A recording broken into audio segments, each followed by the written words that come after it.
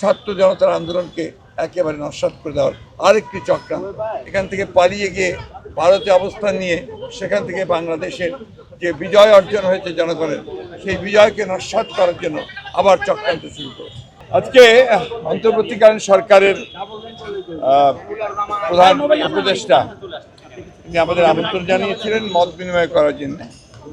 আমরা বিভিন্ন বিষয়ে আলোচনা করেছি। মূলত যে গণতন্ত্র হত্যাকারী গণবিরোধী যে ফ্যাসিস্ট সরকার, যারা দীর্ঘ 15-16 বছর ধরে এই দেশের মানুষের উপর অত্যাচার নির্যাতন চালিয়ে মানুষকে তার অধিকার থেকে বঞ্চিত করে, ভোটের অধিকার থেকে বঞ্চিত করে, গণতান্ত্রিক অধিকার থেকে বঞ্চিত করে যে অত্যাচার নির্যাতনের একটা ফ্যাসিস্ট রুল কায়েম করেছিল, তার থেকে মুক্তি পেয়ে ছাত্রদের আন্দোলনে, জনগণের আন্দোলনের ফলে, রাজনৈতিক দলগুলোর আন্দোলনের ফলে আজকে একটা মুক্ত পরিবেশে এই সরকার দায়িত্ব নেওয়ার পর থেকে এই প্রথম আমাদের সঙ্গে আজকে তারা বসেছেন। আমরা দেশের বর্তমান পরিস্থিতিতে কি কি করা যায় সেই বিষয়ে আমাদের মতামত দিয়েছি। তারা আমাদের সঙ্গে শেয়ার করেছেন কী কী করেছেন, কী কী করতে যাচ্ছেন।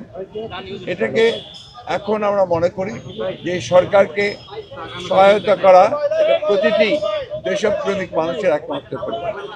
আজকে দুর্ভাগ্যজনকভাবে সেই মহলটি যারা বাংলাদেশের অধিকারকে হরণ করে নিয়েছিল, তারা আবার বাইরে থেকে, বিদেশ থেকে, এখান থেকে পালিয়ে গিয়ে ভারতে অবস্থান নিয়ে সেখান থেকে বাংলাদেশের যে বিজয় অর্জন হয়েছে জনগণের, সেই বিজয়কে নস্যাৎ করার জন্য আবার চক্রান্ত শুরু করেছে।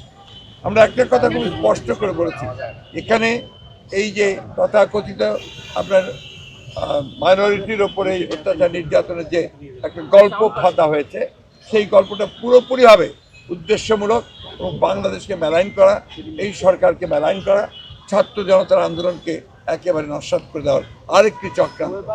খুবই দুর্ভাগ্যজনক যে এত হত্যা, এত নির্যাতন, এত নিপীড়ন এবং এতগুলো ছাত্রকে হত্যা করা, শিশুকে হত্যা করার পরেও সেই দলটি আবারও তারা বিভিন্ন রকমভাবে কথা বলছে যা বাংলাদেশের মানুষের স্বার্থের বিরুদ্ধে। আমরা মনে করি যে এই সরকারের এই বিষয়ে পদক্ষেপ নেওয়া দরকার। আমরা মনে করি যে সরকারের অবশ্যই সকল রাজনৈতিক দলের সঙ্গে কথা বলবেন, কিন্তু কোনো হত্যাকারীর সঙ্গে নয়। যারা ছাত্রদের হত্যা করেছে, যারা শিশুদের হত্যা করেছে, যারা রাজনৈতিক নেতাদেরকে হত্যা করেছে, তাদের বিরুদ্ধে জনগণ আছে এবং এই ব্যাপারে তাদেরকে সর্বাত্মক কোনো ব্যবস্থা নিতে গেলে সরকারকে আমরা অবশ্যই সহযোগিতা।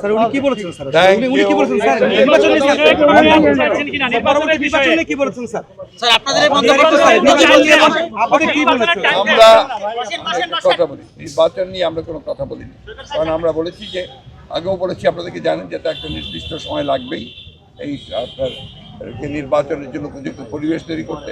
আমরা তাদেরকে সেই সময়টি অবশ্যই দিয়েছি এবং আমরা তাদের সব বিষয়গুলোতেই সমর্থন দিচ্ছি। আমরা একটা কথা খুব পরিষ্কার করে বলেছি যে বর্তমানে দেশে যে অস্থিরতা সৃষ্টি করা হচ্ছে, চেষ্টা করা হচ্ছে, যে বিশৃঙ্খলা সৃষ্টি করা হচ্ছে এবং সাম্প্রদায়িকতার যে ধোঁয়া তোলা হচ্ছে, এগুলোতে জনগণ যেন বিভ্রান্ত না হয় এবং জনগণ যেন ঠিক পূর্বের মতোই সেই সাম্প্রদায়িক সম্প্রীতিকে অক্ষুণ্ণ রেখে, জনগণ নিরাপত্তাকে অক্ষুণ্ণ রেখে তারা যেন সরকারকে সহায়তা করে। আমরাও পুরোপুরিভাবে তাদেরকে সেইভাবে সহায়তা করছি। এই সরকার আশ্বাস দিয়েছে স্যার, এই সরকার কোনো আশ্বাস দিয়েছে? সরকার তো কাজ করছে, আমরা তো আশ্বাস। ধন্যবাদ।